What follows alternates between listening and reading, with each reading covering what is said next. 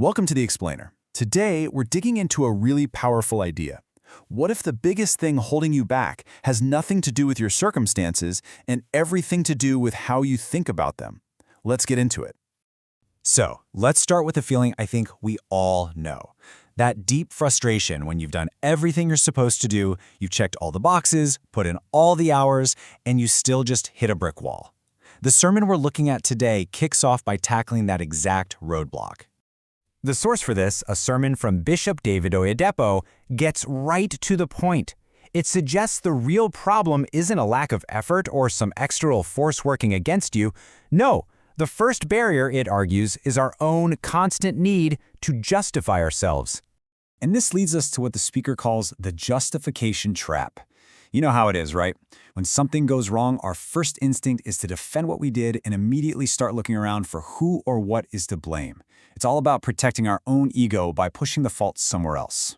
To make this point, the speaker takes us way, way back to the Garden of Eden. When things went south and Adam was confronted, what did he do? He didn't take responsibility. He immediately pointed the finger and said, "It was the woman." And of course, what does she do? She turns around and blames the serpent. And there it is, the perfect illustration of the cycle.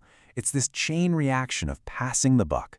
The sermon's point is that this isn't just some ancient story. It's a blueprint for human behavior that keeps us completely stuck, constantly defending our actions instead of actually finding the root of the problem. The speaker uses this fantastic analogy. Imagine you have this huge ring of keys. You can stand at a locked door all day, trying every single key with all your might. But if the one key that actually fits isn't on that ring, that door is never ever going to open. All your effort is for nothing. Self-justification and blame, the sermon says those are the wrong keys. So if we stop trying all the wrong keys, how in the world do we find the right one? Well, this teaching proposes a pretty radical shift. You stop looking outside for someone to blame, and you start looking inside for the one piece you're missing. This whole idea is anchored in the biblical story of a rich young ruler. This guy comes up and he's basically like, "Hey, I'm doing great. I've kept all the commandments. I've done everything right my entire life." And the response he gets is just profound. Even with all that, there is still one thing you lack. And this is the pivot point. Instead of defending the 99 things we think we're doing right, the real path to a breakthrough is to just humbly ask, okay, what's the one thing I'm not seeing? That's the question that moves you from justifying yourself to actually having a revelation. And this brings us to the absolute heart of the sermon's argument. That one thing you might be lacking, it isn't some tool or a person you need to meet. It's all internal. It's about mastering your own thoughts. This whole philosophy is built right on top of this ancient proverb. The message is clear. You just can't think failure thoughts and accidentally become a success. It's the ultimate self-fulfilling prophecy. Your outside world is basically just a printout of your inner world. What you become is a direct reflection of what you think. Now, the sermon makes a pretty bold claim here. Your imagination literally sets the ceiling for what's possible in your life. It brings up the story of the Tower of Babel, where the whole point was that nothing the people imagined doing would be impossible for them. Basically, your achievements can never outgrow the mental picture you have of them. But this raises a huge question, right? What about talent and strength and just good old-fashioned hard work? Surely those are the things that lead to success. Well, the sermon has a really surprising take that challenges that entire idea. The speaker is super clear about this. These things are not the main drivers of success.